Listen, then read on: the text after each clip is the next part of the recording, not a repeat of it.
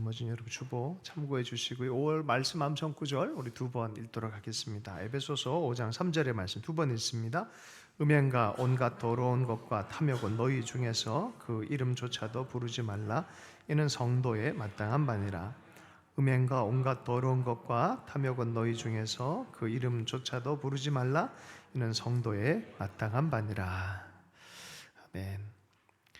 바이블 타임 그리고 5월로 나왔습니다. 꼭 챙기십시오. 네. 말씀 누가복음 11장 전체 1절부터 32절까지인데요. 13절까지만 우리 본문 말씀 읽도록 하겠습니다. 함께 읽겠습니다. 예수께서 한 곳에서 기도하시고 마치심에 제자 중 하나가 여짜오되 주여 요한이 자기 제자들에게 기도를 가르쳐 주신 것 같이 우리에게도 가르쳐 주옵소서. 예수께서 이르시되 너희는 기도할 때 이렇게 하라. 아버지여 이름이 거룩히 여김을 받으시오며 나라가 임하시오며 우리에게 날마다 일용할 양식을 주시옵고 우리가 우리에게 죄 지은 모든 사람을 용서하오니 우리 죄도 사하여 주시옵고 우리를 시험에 들게 하지 마옵소서 하라. 또 이르시되 너희 중에 누가 벗이 있는데 밤중에 그에게 가서 말하기를 벗이여 떡 세 덩이를 내게 구워달라.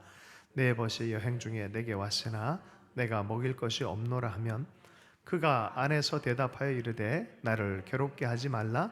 문이 이미 닫혔고 아이들이 나와 함께 침실에 누웠으니 일어나 내게 줄 수가 없노라 하겠느냐.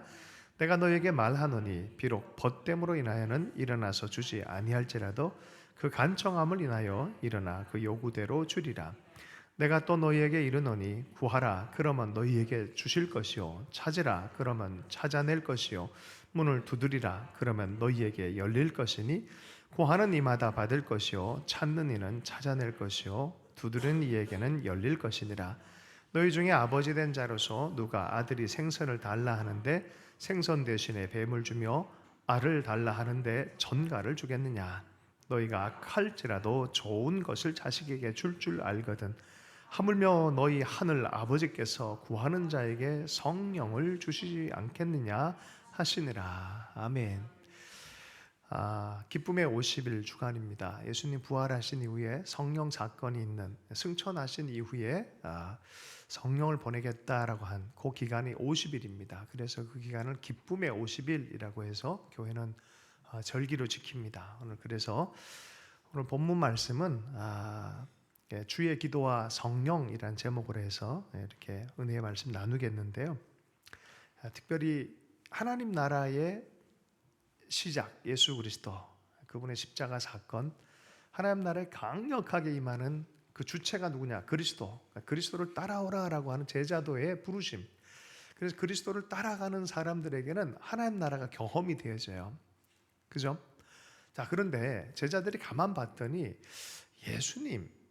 예수님께서 늘 기도하는데 우리도 당신처럼 기도할 수 있도록 어떻게 기도해야 되는지 좀 가르쳐 주십시오라는 그런 장면으로 11장이 시작이 되어집니다. 하나님 나라와 정렬된 기도가 뭡니까? 제자다운 기도, 백성다운 기도를 가르쳐 주십시오. 예수께서 하시는 기도를 가르쳐 주십시오. 혹은 응답이 있는 기도를 가르쳐 주십시오. 이런 뜻을 함의하고 있지 않겠습니까? 자, 그런데 이 기도에 대해서 주님 말씀하신 이후에 기도의 응답으로 성령을 얘기해요. 그래서 이 주기도문과 성령님이 기도와 성령이 뗄래야 뗄 수가 없는 관계입니다. 그래서 제목이 이렇게 주의 기도와 그 응답으로서 성령에 대한 얘기를 주제로 해서 함께 나누겠습니다. 먼저 성령이 왜 중요하냐면은 구약 예언에서는 사도행전 2장 16절 17절에 사도 베드로가 설교할 때 지금 성령 사건은 요엘의 예언이 성취되는 거다라고 말했어요. 요엘은 마지막 때에 대해서 예언을 했는데 바로 그때는 성령이 강물처럼 강력하게 어린이, 노인 할 것 없이 모든 사람, 모든 인류 가운데 부어지는 어떤 사건이 일어날 거라. 이게 마지막 때의 사건이란 거예요. 그래서 성령님이 오셨다는 소리는 바로 그 마지막 때가 됐다는 것이죠. 그런데 예수님이 신호를 하나 주셨어요. 언제 이런 성령 사건이 있냐면은 예수님이 승천하신 이후에 아버지 우편에 앉으셔서 온 열방을 다스리는 왕의 자리에서 다스리시고 예언자로 제사장으로 왕으로 다스리는 그 자리에 앉으셨을 때 성령이 오실 거다 그랬어요. 그러니까 성령이 오셨다는 소리는 예수께서 다스리신다라는 그런 의미예요. 온 열방을 다스리고 만물을 다스리신다라는 그런 의미예요. 죄사함의 십자가를 통과해서 부활하시고 죽음을 이기실 뿐만이 아니라 온 열방을 다스린다 이런 의미예요. 자, 그리고 성령의 역사가 일어나니까 사도 베드로가 이렇게 얘기했죠. 사도행전 2장 16절 17절 말씀입니다. 함께 읽어보겠습니다. 이는 곧 선지자 요엘을 통하여 말씀하신 것이니 일러스되 하나님이 말씀하시기를 말세에 내가 내 영을 모든 육체에게 부어주리니 너희의 자녀들은 예언할 것이요 너희의 젊은이들은 환상을 보고 너희의 늙은이는 꿈을 꾸리라. 하늘의 하나님, 하늘 천국이 열려서 이 땅이 완전히 천국까지 변화하는 그런 환상이에요. 이게 예언이었어요. 요엘의 예언이었어요. 그게 구약의 왕들과 예언자들이 너무너무 보고 싶어 하는 거예요. 너무너무 보고 싶어 하는 거예요. 그런데 보고 싶은 그것의 실체가 오늘 사도행전에서 나타났고 교회들에게 나타나기 시작했다는 거예요. 얼마나 복되냐라고 얘기를 합니다. 자, 그런데 이 사건이 일어나기 전에 전조가 오늘 본문이에요. 아직 성령 사건이 온전하게 드러나지 않을 때 전조가 바로 이 본문이에요. 11장으로 들어가 보겠습니다. 11장 1절과 2절 말씀. 제자들이 드디어 제자가 돼서 따라갈 때 기도를 가르쳐 달라고 하는 그 장면으로 들어가 보도록 하겠습니다. 1절 2절 말씀을 함께 읽습니다. 예수께서 한 곳에서 기도하시고 마치심에 제자 중 하나가 여짜오되 주여 요한이 자기 제자들에게 기도를 가르치신 것 같이 우리에게도 가르쳐 주옵소서. 예수께서 이르시되 너희는 기도할 때 이렇게 해라. 아버지여 이름이 거룩히 여김을 받으시오며 나라가 임하옵시며. 우리가 잘 아는 주기도문을 가르쳐줍니다. 여러분 기도 잘 못한다고 자기 스스로 생각한다면 주기도문을 찬찬히 외우세요. 그리고 그래서 묵상하면서 주님께 기도로 올려드리십시오. 제일 좋은 기도입니다. 아멘. 네, 주기도문을 많이 하세요. 네. 자, 기도의 내용 여기 나중에 한번 다루는 시간이 있을 것 같습니다. 그런데 기도의 내용 이상으로 주님이 뒷부분에 부연 설명하는 건 기도의 태도를 가르쳐주고 있어요. 내용 이상으로 중요한 것이 바로 기도의 태도를 가르쳐 주는데 어떻게 기도하라고 가르쳐 줍니까? 끈질기게 기도하라. 마치 안 줄 사람을 대상으로 얻어낼 것처럼 막 주세요. 따라서 할까요? 주세요. 막 계속 그렇게 그런 태도를 가지라는 거예요. 그러니까 포기하지 말라 이런 소리예요. 기도할 때는 포기하지 말아라. 하늘나라의 꿈이, 하나님의 꿈이 내 삶에 온전히 이루어질 때까지 포기하지 말고 기도하라는 거예요. 여러분 포기한 기도 제목 있지 않아요? 하나님 주신 것 중에 포기하지 마십시오. 끝까지 물고 늘어져라. 이게 태도다. 두 번째, 믿음이 있어야 되는데 어떤 믿음이냐? 부정적 믿음이 아니라 긍정적 믿음이 있어야 된다는 거예요. 그 긍정적 믿음이란 것이 이거예요. 야, 아들이 생선을 달라 그러면은 저기 뱀을 주고 알을 달라 그러면 전갈을 주고 그러겠냐?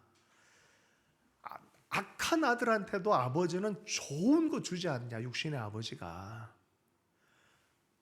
너의 모습에 아버지 하나님은 더 좋은 걸 주시는 분이다. 그러니까 좋은 것을 줄 거에 대한 긍정적 믿음으로 간절하게 기도하라고 하는 거예요. 여러분 그래서 기도의 자리가 즐거워야 돼요. 아멘. 좋은 것을 받는 그런 마음으로 나아가서 기도하기 때문에 간절하게 기도하라라고 말하면 지치지 말고 기도하라. 자, 그래서 응답이 어떻게 떨어져요? 누가복음 11장 13절이요. 너희가 악할지라도 좋은 것을 자식에게 줄 알거든 하물며 너희 하늘 아버지께서 구하는 자에게 응답하시리라 아니겠어요? 기도는 응답이 있어야 되잖아요. 응답이 뭐예요? 성령을 주시지 않겠느냐. 성령 하나님이 우리에게 응답이 되는 거예요. 여러분 성령이 기도 중에 처음에 냉랭하게 있다가 기도의 자리에 들어가면 조금 기도하다 보면 하나님의 마음을 뜨겁게 하세요. 더 충만하게 하세요. 어느 순간에 갑자기 내 지혜 수준에서 하나님의 지혜가 부어지기 시작합니다. 내 마음의 에너지에서 성령이 부으시는 충만한 마음이 부어지기 시작합니다. 내 능력이 부족한데 능력이 생기기 시작합니다. 아픈 자를 볼 때 아이고 저거 어떡하냐 이런 마음이 기도하다가 보면 갑자기 나을 것 같은 믿음도 막 생깁니다. 성령이 오시면 이 모든 부분에 하나님 길을 여시고 지혜도 주시고 능력을 주시고 이 자리에서 하나님 나라가 임하도록 하시는 그 주체이신 성령님, 그러니까 이분이 응답이다라고 말하는 거예요. 여러분 성령 충만하길 축복합니다. 예. 그래서 기도는 내가 뭔가를 만들어내는 게 아니라 그분이 나를 통해서 응답하시는 것이죠. 그죠? 기도의 과정을 통하여 하나님이 응답하겠다고 말씀하신 겁니다. 좋은 것을 받으려는 끈질긴 자세가 있길 축복합니다. 하나님을 기대하면서 기도하길 축복합니다. 어떤 사람은 기도가 습관이 된 건 좋은데 설마 주시겠냐라는 식으로 그냥 자기 달램으로 기도하는 분들이 많이 계세요. 이거 아십니까? 자기 달램으로도 열심히 기도하는 사람들 많이 있습니다. 진짜 응답할 걸 여러분 믿길 축복합니다. 좋은 것을 주시겠다 말씀하셨어요. 야고보서 1장 17절의 말씀입니다. 함께 읽습니다. 온갖 좋은 은사와 온전한 선물이 다 위로부터 빛들의 아버지께로부터 내려오나니 그는 변함도 없으시고 회전하는 그림자도 없으시니라. 온갖 좋은 은사, 온전한 선물이 위로부터 빛들의 아버지 하나님으로부터 어둠을 주시지 않습니다. 빛의 충만한 은혜, 은사를 주실 것이다. 여러분 이걸 기대하길 축복합니다. 네. 그게 기도다. 기도 제목, 주기도문 가르쳐주고 태도 가르쳐주고 마음에 어떤 믿음으로 기도해야 되는지도 다 가르쳐줍니다. 때로는 알지만 성령의 능력이 임하기 전까지 우리의 실제 현장은 출산하는 것 같아요. 애 낳기 전에 얼마나 고통이 있습니까? 여러 가지 삶의 전쟁 같은 일들이 얼마나 많습니까? 영적 전쟁 같은 일들이 얼마나 많습니까? 그러나 끝까지 포기하지 않고 기도하고 성령이 역사할 때까지 우리가 믿음의 기도를 하기 시작하면 반드시 응답한다는 것이 성경의 약속입니다. 약속의 말씀이 여러분 우리 삶 안에 이루어지길 축복합니다. 자, 그런데 이런 가르침과 이런 역사가 막 일어나고 귀신 축출이 일어나니까 옆에 사람들 예수님을 자꾸 비난을 해요. 안 믿으려고 그래요. 안 믿고 경험이 없으니까 안 믿고 비난하는데 하지 말아야 될 비난을 한 가지 합니다. 그게 뭐였냐면 귀신을 쫓아내고 치유한 사람들이 막 나타나니까 어둠의 역사 끝나고 하나님 나라가 막 임하고 막 치유가 임하고 제정신이 돌아오고 그 정신없는 사람이 예배하고 기적이 일어나고 막 이러니까 사람들이 이게 시기가 났던지 저거 귀신의 대장 바알세부를 힘입어 가지고 귀신 쫓아내는 거야 라고 주님께 얘기했을 때 주님이 굉장히 중요한 영적인 지혜를 가르쳐 줍니다. 바로 그게 자 보십시오. 나는 성령을 통해서 귀신이 마귀가 축출되게 한 것을 너희들이 마귀가 했다 그러는데 굉장히 잘못된 생각이다. 어떻게? 어둠이 어둠과 싸워서 어둠의 나라가 분열시키게 하겠느냐. 그건 말도 안 되는 소리다. 그런데 그 마귀의 일이 아니라면 성령의 일이다 이거는. 그 성령의 일이라면 하나님 나라가 지금 임하고 있고 생명의 역사가 나타나고 있는데 바로 이곳에 하나님의 빛과 생명이 채워지는 것을 마귀의 일이라고 거짓말하고 비난하고 무시한다 그러면은 이게 말이 되겠느냐. 여러분 성령이 오시면 어둠이 떠나는 줄로 믿습니다. 빛의 생각으로 가득 채워지면요 마귀는 떠날 수밖에 없어요. 성령이 중요한 이유가 그거예요. 혼란스러운 것도 성령이 우리 가운데 충만하게 임하면 갑자기 빛으로 변하기 시작합니다. 삶이 질서를 잡아가기 시작합니다. 무력한 것이 갈망이 생기고 능력이 생기기 시작합니다. 그래서 하나님의 성령님을 하나님의 손이라는 표현을 쓸 때가 있어요. 하나님의 손. 할렐루야. 하나님의 손, 구원의 손이 나타나면 역사가 일어나요. 출애굽의 현장에서도 강력한 하나님의 손이 나타나서 구원을 보여주시잖아요. 성령이 역사하면 구원 사건이 자꾸 일어나는 거예요. 내 삶 안에 많은 구원의 역사들이 필요하잖아요. 더 필요하잖아요. 근데 그리고 성령이 충만하면 충만할수록 그런 일들은 계속해서 나타나기 시작한다는 것입니다. 자, 그러나 사탄의 권세에 하나님의 빛과 구원을 모르고 사는 사람들의 모습도 있습니다. 사도행전 16장 18절의 말씀입니다. 함께 읽습니다. 이같이 여러 날을 하는지라 바울이 심히 괴로워하여 돌이켜 그 귀신에게 이르되 예수 그리스도의 이름으로 내가 내게 명하노니 그에게서 나오라 하니 귀신이 즉시 나오니라. 어둠이 어둠의 영역 안에서 붙들고 안 놓아주는 거예요. 안 놓아주는 그 영혼을. 그러나 예수의 이름으로, 바울의 경건이 아니라 누구의 이름? 예수의 이름으로. 여러분 여기에 비결이 있습니다. 경건의 능력은 나에게 있지 않고 예수 그리스도께 있습니다. 그리스도의 이름을 사용하십시오. 예수의 이름으로 나가라. 그러니까 귀신이 나갔다라고 말하고 있습니다. 누가복음 11장 24절의 말씀. 예수님께서 비유를 하세요. 축출을 해놨더니 깨끗하게 비워졌는데 귀신이 쫓겨가서 밖에서 비비 돌다가 갈 곳이 없다 보니까 한번 자기 자리에 와봤어. 그런데 여기에 문이 열려 있어. 그 명패를 봤더니 주인도 없어. 그러니까 아무나 들어갈 수 있나 보다 더 악한 것 7을 데리고 들어갔다라고 얘기를 하고 있어요. 그 처음 상태보다 더 나빠졌다라는 표현을 쓰고 있어요. 그러면 만약에 가봤는데 문이 딱 닫혀져 있고 명패가 딱 붙어 있어. 이 집은 예수 그리스도께서 호주이시고 할렐루야 공동 책임자 나 이름 딱 붙어 있어. 그러면 이건 주인이 있는 집이에요. 어떻게 귀신이 들어갈 수 있겠어요? 예수 그리스도와 주의 이름으로 탁 따르는 제자의 집 못 들어가요. 거기는 그리스도의 권세가 딱 있어요. 할렐루야. 근데 어떻게 해서 들어갔대? 가봤더니 비어져 있고 주인도 없고 문이 열려져 있어. 문이 안 닫혀 있어. 그럼 들어가는 거예요. 여기 들어가도 되나 보다. 또 환영하고 있네. 그러고 들어가 버리는 거예요. 여러분 문을 닫길 축복합니다. 옛삶과 단절을 하십시오. 그리고 예수 그리스도께서 내 삶의 주인이고 내 마음의 주인이신 걸 선포하십시오. 그런 삶을 계속해 주장하십시오.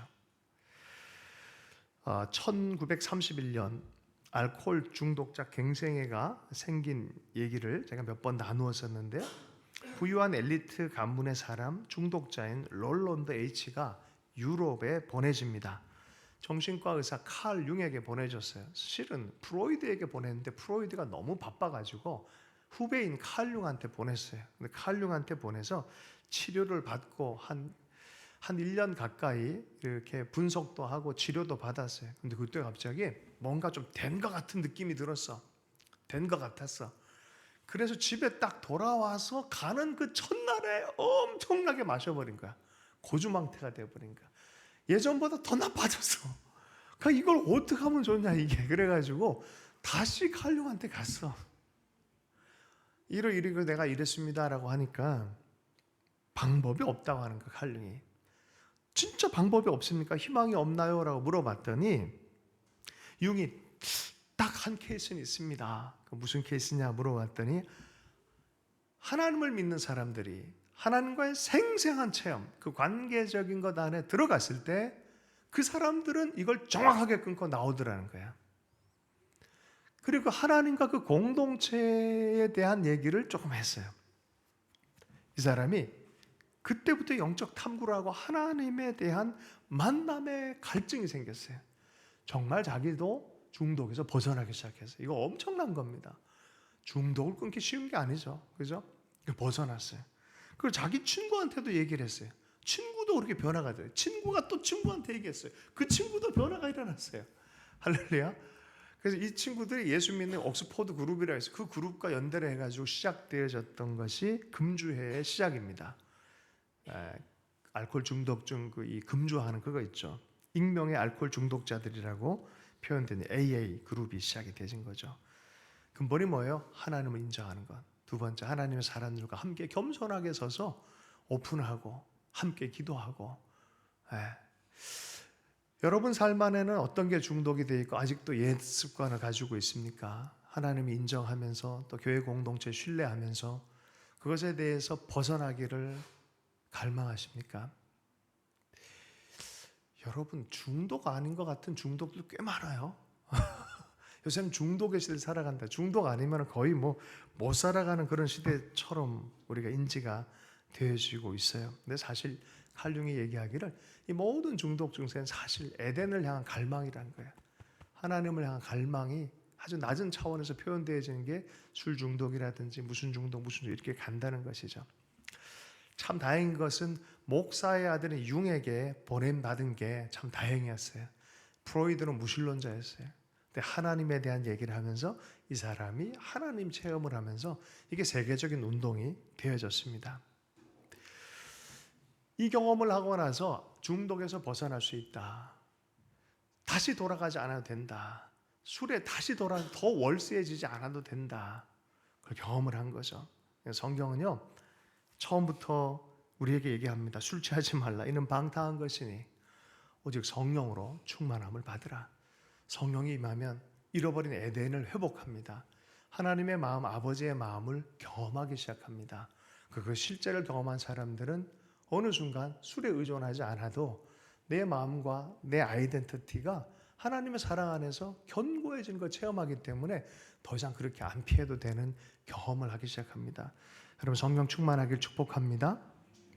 10가지 재앙을 통해 출애굽할 때 수많은 귀신의 역사들, 그 애굽 시스템 전체가 깨지기 시작해요. 억압된 것이 깨지기 시작하면서 구원의 역사를 이렇게 이룹니다. 근데 그 과정이 일진일퇴예요. 1번, 2번, 3번, 4번, 10번째 장자의 재앙을 딱 통해서 완전한 출애굽을 했지만 그들은 출애굽으로 끝난 게 아니라 어디로 갑니까? 가나안으로 가야 돼요. 가나안. 그 과정이 얼마나 됐습니까? 40년이에요. 사실 이것은 몇 개월 안에, 빠르면 1개월 안에도 갈 수 있는 거리인데도 불구하고 이게 몇 년 걸렸어요? 40년이 걸렸어요. 40년. 가는 과정 안에서 일어났던 이 구원의 어떤 하나님의 섭리들, 이런 것들이 확인되어져요. 보세요. 이분들이 하나님의 구원은, 전적인 구원을 어떻게 체험했냐면, 너희는 가만히 있어서 내가 하는 걸 보라라고 해서 하나님을 신뢰해서 가만 서 있는 능력을 발휘해야만 했어요. 하나님의 능력을 믿고 하나님 능력으로만 하기로 가만히 있는, 이거 쉽지 않습니다. 앞에 위험이 오는 것 같은데 너 가만히 있어 그러면 다 피하지. 그럼에도 불구하고 가만히 있는 거, 전적으로 신뢰하는 거예요. 하나님께. 보세요. 그래서 사람들이 구원의 과정 안에 이런 이 패러다임을 경험한다 그래요. 1번, 나는 할 수 없어. 2번, 하나님은 하실 수 있어. 3번, 하나님께 맡기기로 결정했어. 4번, 이런 또 내 마음대로 했군. 자, 5번, 처음부터 다시 시작하자. 다시. 이거 되게 중요한 태도예요. 다시. 그게 과정. 출애굽의 과정이고, 광야에서 이걸 얼마나 왔다 갔다 했는지 몰라요. 조영기 목사님이 첫 목회지 대조동 순복음에서 일어난 일입니다. 어느 날 새벽에 예배 드리고 새벽 예배를 하는데 막 괴성을 지르는 여자가 와서 다 스멀스멀 다 도망가고 그 여자만 남았을 때 대화가 이루어집니다.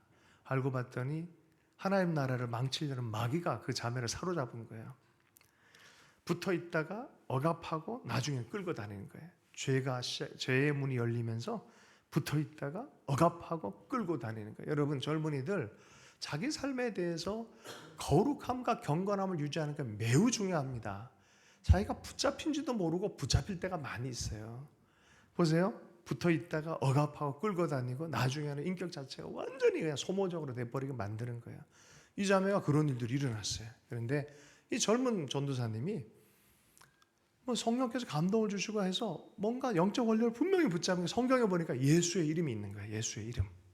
그래서 예수의 이름으로 명하느니 물러가라. 그랬더니 이 젊은 전도사가 이러더니 새파란 게 막 그러면서 막 조롱하더래요. 나는 그렇지만 예수님은, 나는 부족하지만 예수님이 능력이 있으시다 하면서 지리하게 영적인 싸움을 한 거예요. 예수 이름으로 물러가라. 떠나가라. 무려 14시간을 기도했대요. 이렇게 새벽부터 해서 그냥 오후 늦게까지 그런 기도를, 예수 이름으로 물러가라.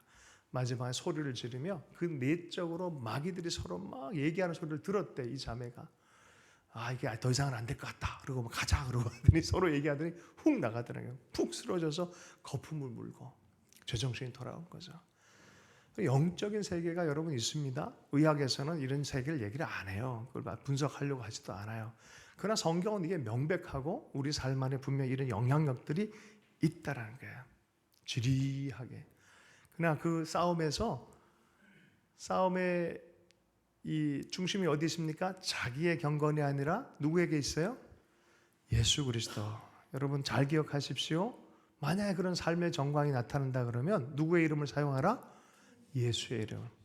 그 긴장과 어려운 가운데 포기하지 말고 계속해서 예수의 이름을 주장하고 사용하고, 우린 빛 가운데 나아가고 또 승리할 것을 믿고 기도할 수 있길 축복합니다.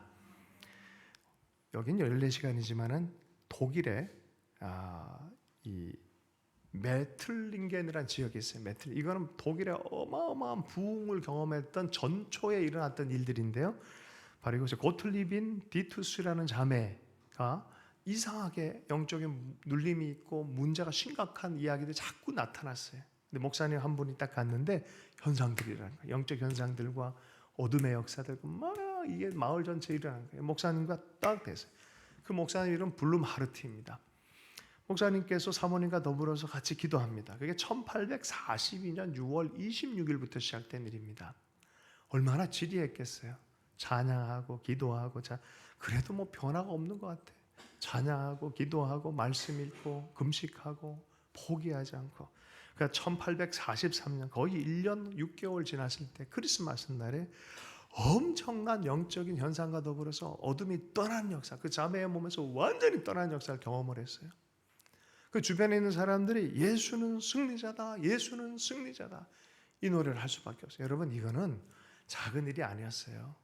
한 마을의 부흥과 유럽의 부흥을 가져올 뿐만이 아니라 나중에 2차 대전이 일어나고 막 이런 일이 일어났을 때 끝까지 믿음을 지켰던 사람들의 뿌리가 되어져요. 이 현상들이.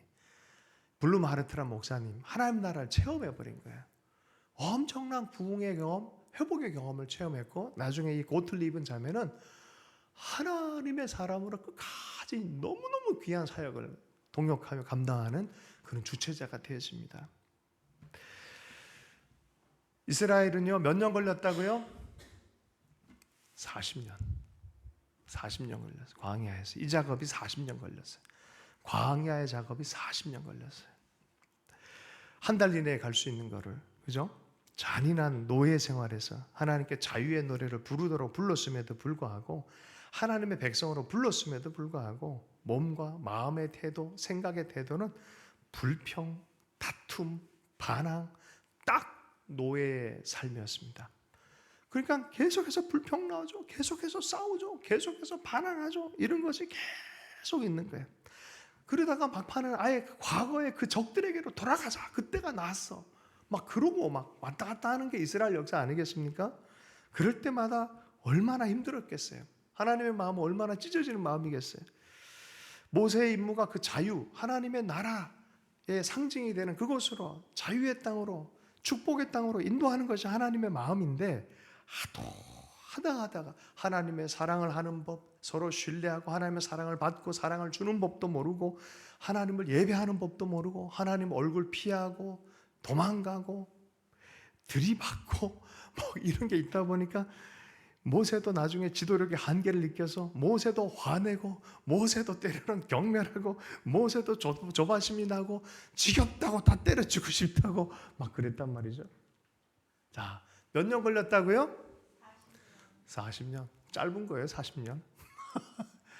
40년 짧은 거예요, 사실. 근데 야, 이게 뭐야, 40년이 뭐야 도대체. 그런데요, 이 40년 여정 중에 마지막 부분에 보면 참 마음이 따뜻해지는 재미난 얘기가 나옵니다. 그게 바로 발락과 발람의 이야기예요. 자, 이제 거의 광야를 통과해서 모압 땅에 왔어요. 모압 지도자가 발락이 있었는데, 발락이 보니까 야, 저게 이상하다, 저 히브리 백성 이상하다, 파죽지세로 올라오는데 이거 안 될 것 같아, 아무리 봐도 군사로는 안 될 것 같아서 영적인 혼란과 저주를 통해서 이 백성의 운명을 끝내버리자, 이런 작전을 한 거야. 그 당시에 최고의 영적인 지도자였던 발람을 딱 데리고 와서 저주 좀 해달라. 네가 저주하면, 흑마술을 써서 저주하면 이스라엘 백성이 엉망진창이 될 것 같다. 그래서 이상한 거 뭐 가가지고 인형도 받아서 침 찌르는 거 있잖아요. 뭐 그런 식으로 좀 이렇게 좀 해라 했는데, 첫 번째 장소에 가도 갑자기 말이 저주하려고 하는데 축복이 막 나와. 두 번째 장소 가는데 막 저주하려고 하는데 축복이 막 나와. 세 번째 장소 가려는데 무슨 일이 벌어졌어요? 갑자기 당나귀가 안 가. 너 왜 안 가? 그러고 막 때리니까 당나귀가 말을 막 해요. 이 어리석은 주인아, 그러면서 당나귀한테 야단 맞은 유일한 사람이야. 이 어리석은 이 고집센 놈아, 그랬는데 그 당나귀한테 야단을 맞았어. 영안이 열려보니까 진짜 그래. 저주를 하려고 그래도 저주가 안 먹혀. 사술을 걸려고 그래도 사술이 안 먹히는 이 백성이 됐어. 자, 그럴 때요, 보세요. 발람은 어쨌든 저주해서 이 민족이 끝내서 좋겠다는데, 발람은 하려고 돈 때문에 가고 막 이렇게 가다가도 계속 축복이 나와. 마지막 예언이 뭔지 아십니까? 보세요. 민수기 24장 17절이에요. 함께 읽어보겠습니다. 시작. 내가 그를 보아도 이때 일이 아니며 내가 그를 바라보아도 가까이 일이 아니로다. 한 별이 야곱에게서 나오며 한 규가 이스라엘에게서 일어나서, 거기까지 엄청난 예언을 해요. 발람이 무슨 예언이에요? 메시아의 예언이에요. 메시아의 예언. 히브리 민족에게 끊을 수 없는 소망에 대한 예언을 해버린 거예요. 영원한 미래까지 관통하는 예수 그리스도가 이들의 다스린 자들이 될 거다. 끝. 하나님이 다스린 백성 끝. 어떻게 저주를 할 수 있겠어요? 하나님의 마음 뭐예요? 하나님의 백성을 축복하는 마음. 그죠? 하나님의 백성을요, 궁극적으로 저주할 수 없어요. 하나님의 마음이 축복의 마음이에요. 여러분, 축복의 마음을 연습하길 축복합니다. 왜냐하면 하나님의 마음이 그러니까. 그 마음을 따라 자기에게 축복하고 자녀들의 축복하고 자기 삶을 바라볼 때 부정적이지 않고 하나님의 다스림 안에 있고 은총 안에 세워질 것에 대한 그런 믿음의 연습. 여러분, 이걸 뭐라 그러냐면 이 통치자 예수 그리스도에 대한 희망으로의 초대입니다. 이것을 골로새서 제가 아주 좋아하는 성경 구절 중에 한 부분인데요. 다시 한번 보십시다. 골로새 1장 13절 14절 말씀입니다. 함께 읽습니다. 시작. 그가 우리를 흑암의 권세에서 건져내사 그의 사랑의 아들의 나라로 옮기셨으니 그 아들 안에서 우리가 속량 곧 죄사함을 얻었도다. 흑암의 권세에서 어떻게 해요? 건져내서. 우리 예수 믿는 모든 사람들은 알게 모르게 다 이 현상이 일어난 거예요. 부족하지만 이 현상이 일어난 거예요. 건져내서 누구의 아들의 나라로? 사랑의 아들의 나라로 옮기심을 얻었다라고 말한 거예요. 여러분, 근데 이 백성답게 우리는 사랑하고 섬기며 사랑받고 그 친밀함 안에서 살아내고 있습니까? 그렇게 말하고 행동하고 있습니까? 40년 걸린 혹시 이스라엘 백성처럼 살지는 않습니까? 그런데요, 제대로 훈련받고 제대로 단련됐을 때 저주가 통하지 않는 삶이 있다는 것. 저주를 해도 저주가 안 통해요. 왜요? 하나님이 블레싱하는 그 사람들이기 때문에 그런 거죠. 근데 여러분, 아무리 하나님이 은혜 안에 이렇게 축복을 해도 우리의 마음의 태도와 훈련이 이렇게 은혜 받는데 훈련이 안 돼 있으면 문제 심각합니다. 이 부분에서 영적인 훈련을 우리는 반드시 해야 돼요. 하나님의 백성이 합당하게 사랑을 연습하십시오. 생명을 말하고 생각하는 연습을 하십시오. 마음의 정건을 잘 가꾸십시오. 많은 사람들이 음식에 파리가 들어간다든지 먼지가 들어간다든지 독이 들어가는 것을 극히 거립니다. 왜요? 이거 먹으면 큰일 나니까. 근데 왜 생각은 아무 생각이나 먹는지 몰라요. 나쁜 생각, 독된 생각, 그 생각 자체를 하는 것들을 잘 관리하는 연습을 하길 축복합니다. 하루아침에 안 되지만 이건 연습해야 돼. 왜요? 이게요, 아침마다 우리가 운동하는데 헬스 트레이너들도요, 아침에 나와서 운동하는 게 제일 힘들대요. 다시요.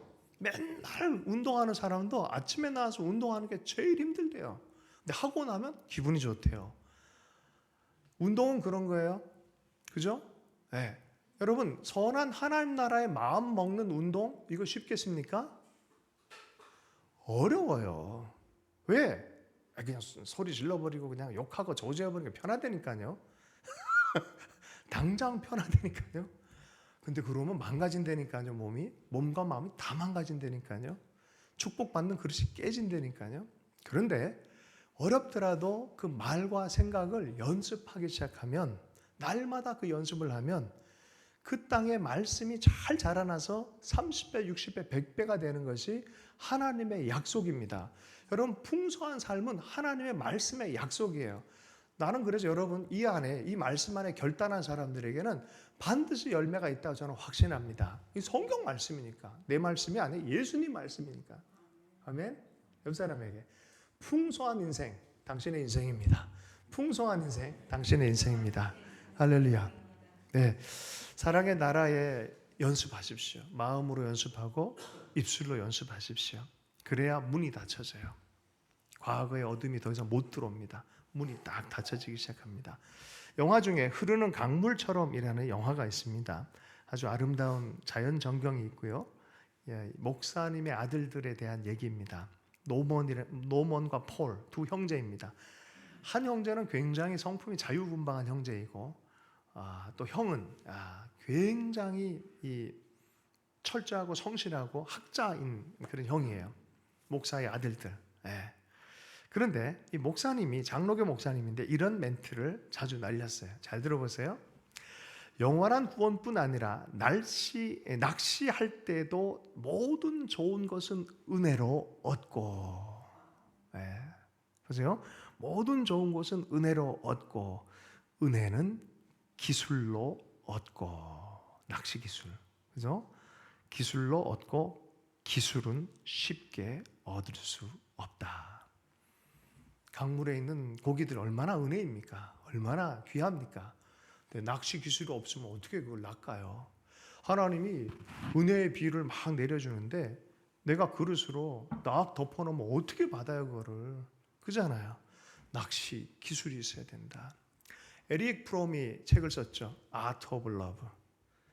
왜? 사랑의 기술. 사랑이 통하고 말이 통하고 하나님의 임재가 임하게 하는 관계 안에 하나님 나라가 머물게 하는 낚시 기술. 할렐루야. 그래서 이들이요 메트로놈을 딱 해놓고 장로교 스타일로 낚시를 딱 던지는 은혜를 낳기 위해서 이걸 쫙 하는데 메트로놈을 이거 계속 연습합니다. 연습과 훈련을 거쳐서 은혜를 잡아 올리는 훈련. 여러분, 하나님의 풍성한 은혜에 잘 길들여져서 은혜와 진리가 충만한 예수님처럼 우리의 삶도 그렇게 경건의 아름다운 열매가 맺혀지기를 축복합니다. 이런 얘기를 할 때 여자 중에 한 명이 막 소리를 바라면서 당신을 뵌 태와 당신을 먹인 젖이 복이 있습니다. 야, 당신 참 대단합니다. 당신의 어머니 참 복된 어머니 같습니다. 라고 할 때 예수님이 이걸 싹 받아서 착 하시고 싶은 얘기를 하셨습니다. 11장 28절 예수께서 이르시되 오히려 하나님의 말씀을 듣고 지키는 자가 복이 있느니라. 하나님의 말씀을 듣고 지키는 그 낚시의 기술이 있는 사람들, 이게 더 복되다라고 말하는 것이죠. 그 삶을 살면 은혜가 은혜됩니다. 하나님이 경험되고 하나님 나라가 실제로 내 삶에 여기서 고통 가운데도 하나님 나라는 명백하게 전진되어지고 하나님의 능력의 파도 타이가 되어지는 것을 오늘 여기서 경험하게 되는 줄로 믿습니다. 하나님 나라는 저기 있는 게 아니에요. 내일 있는 거 아니에요. 오늘 여기 우리 안에 있습니다. 아멘. 최선을 다해 우리는 사랑하고 섬겼으면 됐어요. 그 나머지 하나님 하실 영역이에요. 그래서 여러분 사랑과 모든 경건은 내가 얼마만큼의 양을 채웠느냐가 아니라 그냥 내 수준만큼 최선을 다하는 게 있어요. 마음을 다하고 힘을 다하고 다함에 있어요. 별거 아니어도 다하는 최선의 진정성이 있어요. 그 다음은 누가 채우신다? 성령님이 역사하시는 거예요. 그래서 진정성 있게 하나님 앞에 나아가서 기도하는 우리 한 사람 한 사람, 주님을 바라는 한 사람만 될 때 반드시 하나님 나라 우리 삶 안에 역사가 일어나게 될 줄로 믿습니다. 베드로전서 2장 9절 말씀입니다. 함께 읽습니다. 그러나 너희는 택하신 족속이요 왕 같은 제사장들이요 거룩한 나라요 그의 소유가 된 백성이니 이는 너희를 어두운 데서 불러내어 그의 기이한 빛에 들어가 가신 이의 아름다운 덕을 선포하게 하려 하심이라. 삶의 빛과 어둠에 대한 분명한 인식이 있어요. 아, 예수 안에 들어왔구나. 우리가 기이한 빛 안에 들어왔구나. 그 사랑 안에 들어왔구나. 반면에 세상의 어둠 완악하게 하는 세력도 있습니다. 하나님의 권능이 그때 나타나야 돼요. 성령의 역사가 나타나야 됩니다. 많은 사람들이 예수님의 이런 가르침과 행함을 보고서도 증거를 보여달라 그러니까 예수님께서 뭐라고 얘기했냐면은 29절 말씀 함께 읽습니다. 29절 읽습니다. 무리가 모였을 때 예수께서 말씀하시되 이 세대는 악한 세대라 표적을 구하되 요나의 표적밖에는 보일 표적이 없나니. 요나의 표적은 어떤 표적이었습니까? 죽음 같은 3일을 고레배 속에서 죽은 거나 마찬가지죠. 그곳에서 머물다가 회개해서 3일 만에 다시 나와서 40일 동안 하나님 나라를 선포할 때 니느웨가 회개하는 역사가 일어났잖아요. 예수님은 진짜 죽었어요. 3일. 그리고 부활하셨어요. 그리고 40일 동안 하나님 나라 일을 말씀하셨어요. 그리고 승천하셨어요. 그죠? 여러분, 이 십자가 사건과 부활 사건과 승천 사건만큼 강렬한 사인이 어디 있어요? 이것 외에 뭐 더 이상 뭘 보일 게 뭐가 있냐라고 주님이 말씀하셨죠. 그런 부분에 사인을 보여달라니까 요한이 나중에 요한복음을 써요. 생세문선 북일참 할렐루야. 생명의 떡이요 세상의 빛이요. 그러면서 하나님 예화와 더불어 말씀을 그대로 다 얘기를 해줍니다. 예수의 십자가를 보십시오. 부활하신 예수님 보십시오. 승천하신 예수 그리스도, 다스리신 예수 그리스도를 마음에 품으십시오. 더 이상의 어떤 사인 보여달라 그러지 말고 십자가를 보십시오. 부활하신 예수를 붙들고 여러분 기도하길 축복합니다. 여러분, 성령이 오셨다는 소리는 주님이 보좌에 앉으셨다는 소리입니다. 주님이 온 하늘과 땅의 모든 권세를 가지고 다스리기 시작하는 그 순간부터 성령을 약속대로 부어주시겠다 그러셨어요. 성령이 각 사람 머리 위에 교회에 오셨다는 소리는 주님이 온 열방을 다스린다라는 그런 의미입니다. 요한복음 15장 26절입니다.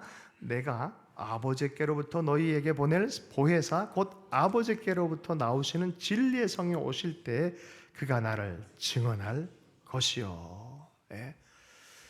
성령 하나님은 삼위일체 하나님의 삼위 되신 하나님이십니다. 예수님이 우리와 함께 하셔도 주님 가면 어떻게 해요? 우리는 어떻게 해요? 주의 나라라면서요. 아니, 또 다른 보혜사, 내가 옆에 서서 헬퍼 스피릿을 보혜사라 그래요. 한문이 보혜사고요. 영어로는 헬퍼 스피릿이에요. 도우는 영. 우리의 삶을 도와서 하나님 나라를 경험하게, 하나님을 체험하게 하는 그 성령님이 오실 거다. 그 성령님의 이름이 또 다른 보혜사. 예수님이 첫 번째 보혜사셨어요. 우리 옆에서 우리의 삶을 붙들어주고 살려주고 주의 나라의 사랑에 회복시키는 그 하나님. 주님이 가시면 어떡합니까? 성령님이 오실 거다. 네. 성령님이 와서 우리 속에 하나님 나라를 경험하게 하는데 바로 예수 그리스도가 하셨던 그대로를 기억나게 하고 경험하게 하시는 분이 바로 성령님이시다. 예수님 안에서 오직 그분 안에서 행하게 하시는 분이 그러므로 성령님이. 여러분 성령 충만하다고 하는데 예수님스럽지 않고 예수님께로 인도하지 않은 그 가짜입니다. 성령님의 한 첫 번째 임무가 뭐냐? 증인이에요. 예수의 증인이에요. 예수님이 이런 일을 우리를 향해서 행하셨다는 이 증언, 그분이 하나님의 아들이라는 증언을 먼저 하신 것이 성령님의 첫 번째 임무십니다. 그러므로 성령 충만하면 예수가 충만해지게 되는 줄로 믿습니다.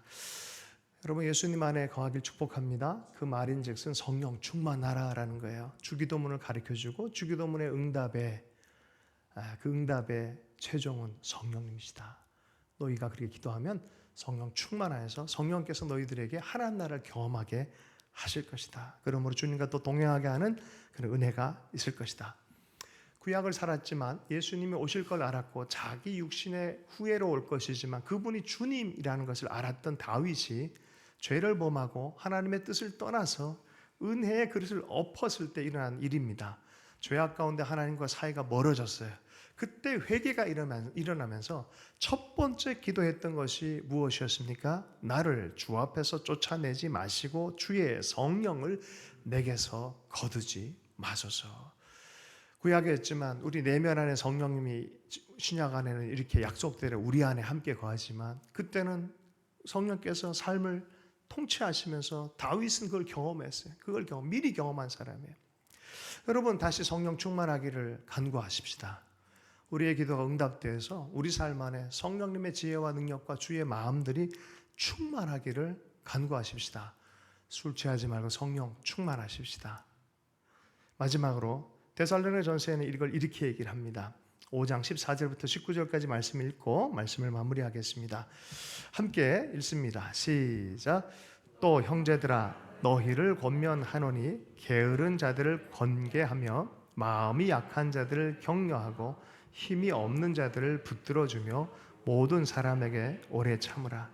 삼가 누가 누구에게든지 악을 악으로 갚지 말게 하고 서로 대하든지 모든 사람을 대하여 항상 선을 따르라. 항상 기뻐하라. 쉬지 말고 기도하라. 범사에 감사하라. 이것이 그리스도 예수 안에서 너희를 향하신 하나님의 뜻이니라. 성령을 소멸하지 말며. 아멘. 여러분 이게 하나님의 말씀이 돼서 내 안에서 작동해서 3일 만에 변화를 일으킬 수도 있고 40년이 걸릴 수도 있고 100년이 걸릴 수도 있고, 여러분 이 한 주간 안에 정말 기뻐하고 감사하고 하나님의 마음을 받아서 사람들을 대할 때 그리스도의 사람으로 대하는 천국을 연습하는 우리의 삶이 되기를 축복합니다. 성령 충만하기를 축복하십시다. 우리 함께 기도하십시다. 하나님 아버지, 우리의 삶을 받아주시옵소서. 계속해서 쉬지 않고 기도하게 해주시고 오늘 주신 약속의 말씀처럼 주님께서 응답하신 성령의 충만함을 얻게 해주시고 주님과 동행하며 주의 나라를 삶으로 증언하는 자들 될 수 있도록 은혜 허락하여 주옵소서. 예수님을 축복하며 기도했습니다. 잠깐 묵상의 시간 갖고